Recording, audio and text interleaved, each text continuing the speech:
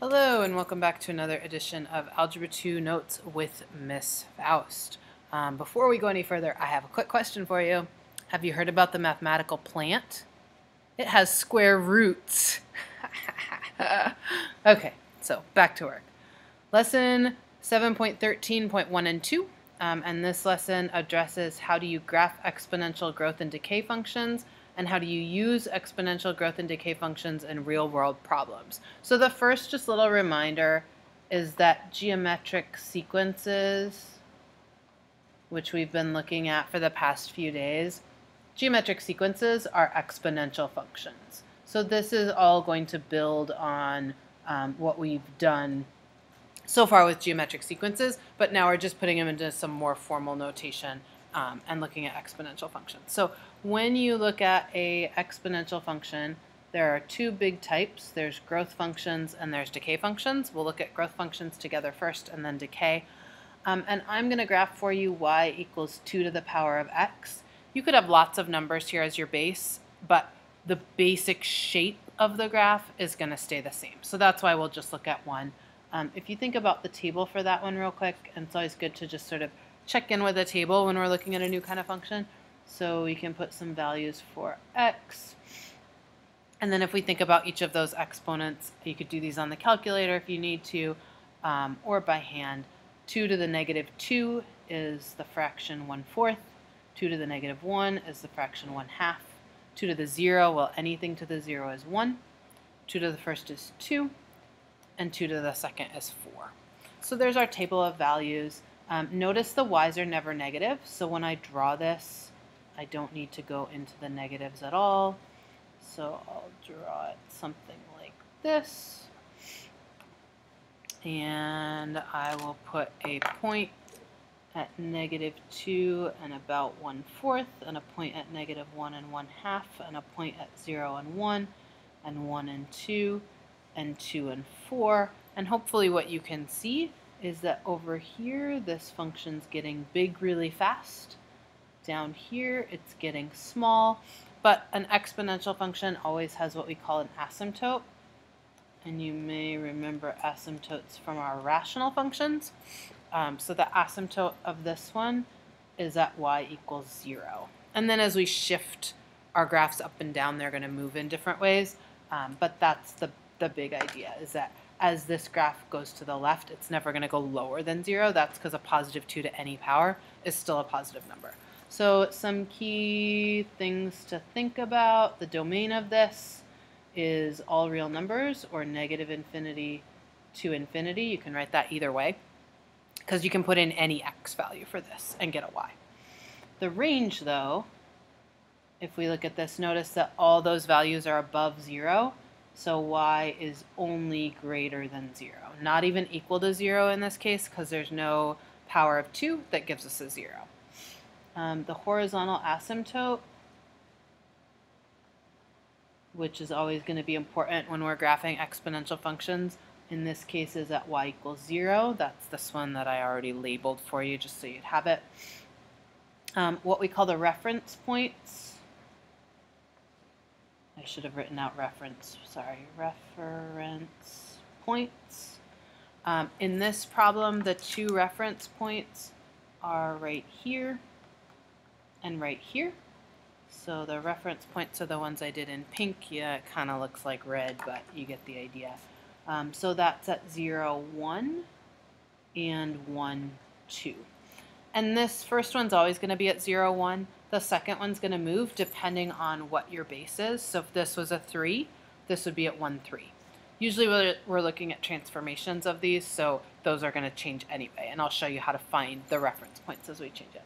And another key about this graph is that it is always increasing. And that has to do with the fact that it is an exponential growth function. Okay, so there's the basics of y equals 2 to the x.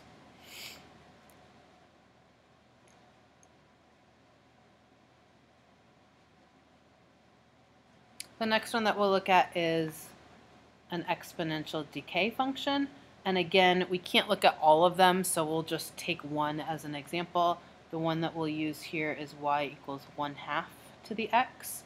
It's a decay function because our R value is less than 1. So anytime this is between 0 and 1, we end up with exponential decay instead of exponential growth. So again, just to quickly look at the table of values, and again, if you want a calculator to check these, you certainly can. What you just want to make sure you're doing is putting that 1/2 in parentheses to the power of -2. So we do that and we get 4. 1/2 to the power of -1 is 2. Anything to the power of 0 is 1. I'm going to make that a positive 1. I get 1/2 or 0.5. I prefer fractions. You might prefer decimals. Doesn't matter to me. And 0.25 or 1/4. So when we go to graph that one, again, the y's are never negative. So when I draw this, I don't need negative y values. Put in my x and y axis. I have a point at -2 and +4. I have a point at -1 and +2, 0, 1, 1 and 1/2, 2 and 1/4. Again, the values are getting smaller and smaller as my x's get bigger, but they're never going to go below 0. So this one also has an asymptote at 0. I use dotted lines to show asymptotes because I find that then I know where they are. Domain for this decay function, again, is all real numbers. You can put in any x value or -infinity to infinity. The range, well, in this one, they're still all positive. If we had a negative on the outside of this parentheses, then it would flip it and it would become negative. So you can have negative functions also, but it just depends on your function. So still y is greater than 0. HA, I'm abbreviating horizontal asymptote because I wrote it out mostly up there, again is at y = 0. And the reference points in this one, again, they're this point at 0 and at 1 for the x. So the values of those are 0, 1, and 1, 1/2. So the one that's 1 over is always the same, the y value is the same as the b value. And when we start doing different examples of these, you'll see that. And one thing, like this one was always increasing, this one down here, anytime you have exponential decay, it is always decreasing. So now let's go on and let's look at how transformations of these work. And they work a little bit different than what we've done before, only in that we have formulas to find our reference points. So I'm going to show you a table that you will then want to copy down into your notes. And then that table is going to show you how to find all of the important information for exponential growth and decay functions. So transformations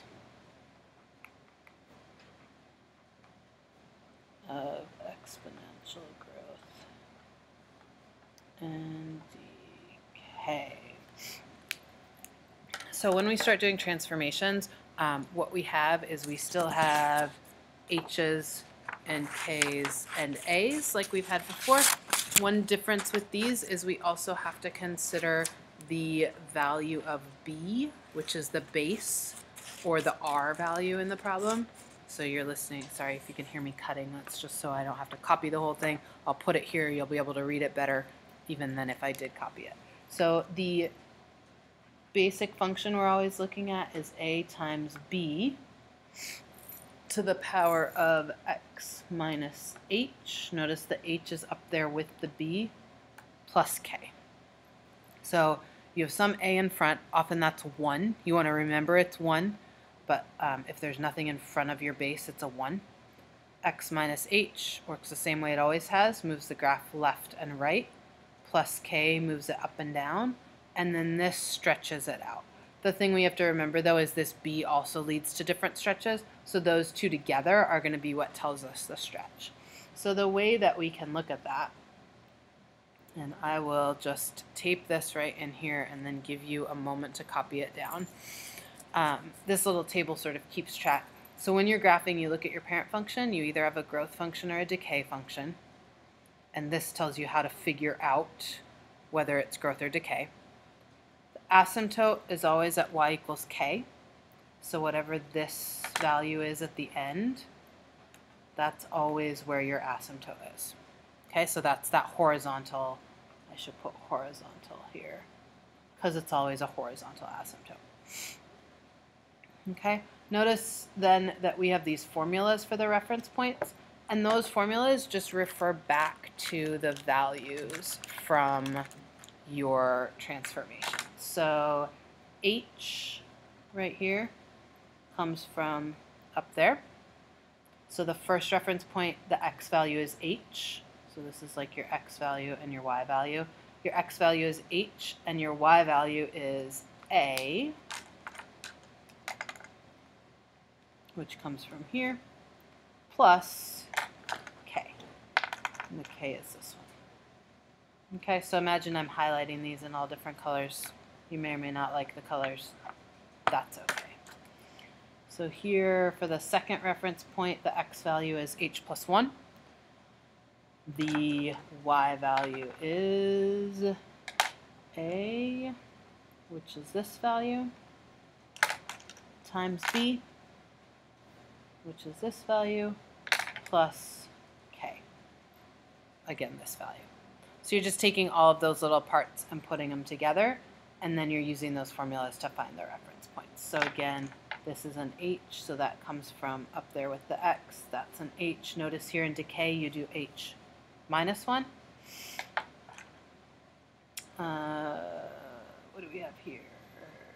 A plus k, so k's are red, a's are green. Notice this one, it's a division problem. That's because we're working with decay instead of growth. Okay, so you do a divided by b. And I think once you start doing some of these, all of that will become pretty clear. So the steps then, when we graph a transformation of an exponential growth function, and that's going to look like this big long equation. So to graph these, move this down a little. You might want to stop and take a minute and copy that if you haven't already, but I talked a lot, so you're probably already done. So to graph, the first thing you do is find a, b, h, remember it lies, and k. Only h lies. Next, you use the formulas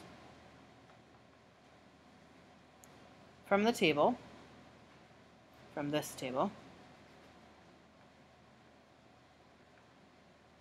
to find reference points. So you're going to find 2 reference points from the table, either the ones for a growth or the ones for a decay function, depending on the function you have. 3 comes after 2. Next thing, you're going to draw the asymptote. Remember, it's going to be a horizontal dotted line at y equals k, right? Because it's always at y equals k. And plot the reference points.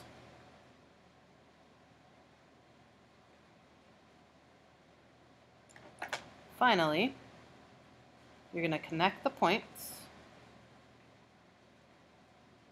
with a curve that goes towards but does not cross. Let me move that. Sorry about that. The asymptote. And again, this is like the step-by-step part. I'll show all that to you next. We'll do an example together. Look at this example of a exponential function. So what we look at, when we look at this, notice that this number is 3. Since 3 is greater than 1, this one is going to be exponential growth. That's important because the fact that it's exponential growth, because 3 is greater than 1, so it's that 3 that tells us it's exponential growth. That's important because that tells us we're going to use these formulas to find our reference points. If our b had been a fraction, we would use these formulas, but it's a whole number, so we're going to use that one. So our first step, which is way down here at the bottom of the last page. You have it in your notes too. Find A, B, H, remembering that it lies, and K. So I'm going to go through. I need A, I need B, I need H, and I need K. Well, A is the number in front.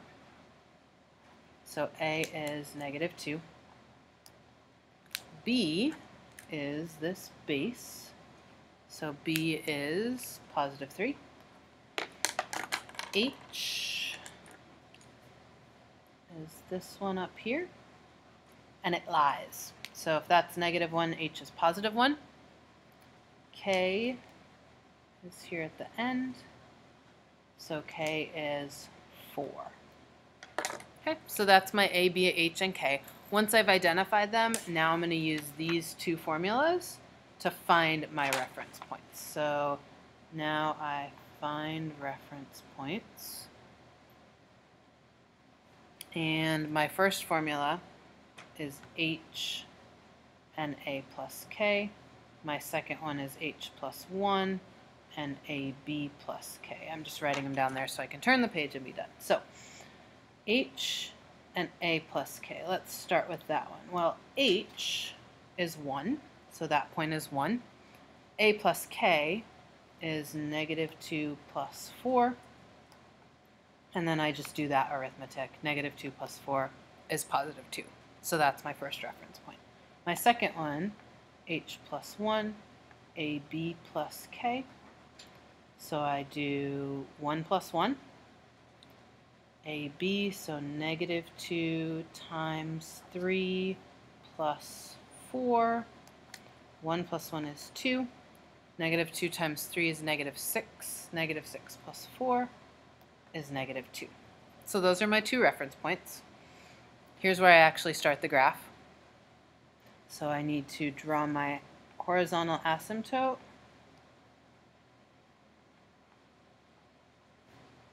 Is at y equals 4. And then I notice that this goes 2 and -2 for my y values, so that just tells me when I draw my graph, like I don't need to make it huge.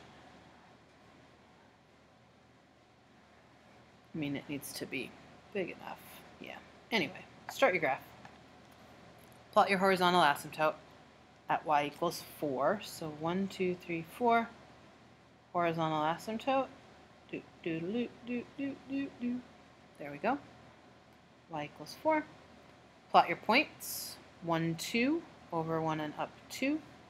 2 and -2, right there. So now, what you want to do is you want to connect the points with a curve that goes towards but doesn't cross the asymptote. So notice that from here to here it's going down. So this function is going to go down forever that way. Then, because it's going to get close to y equals 4 but not cross it, that's where it's going to curve up that direction. Okay? So we can see this is growth. Even though it's going down, it's still growth because as your x's get bigger, the distance between the y's gets bigger. The reason that it's going down is because this is negative, right? So this -2 flips it and makes it go down instead of up. So when we talk about the key functions or the key features of this, the domain is all real numbers again, or -infinity to infinity. The range of this one is y is less than 4. 4 is where our asymptote is. Everything's below that. Okay, so hopefully that gives you a better sense of how to graph these. There is one other part of these problems in the next lesson, but I put a whole bunch of examples already worked out for you in the assignment itself. So even though you don't have these notes for it, you'll have notes in class. So hopefully that was useful and you have a wonderful day. Thank you.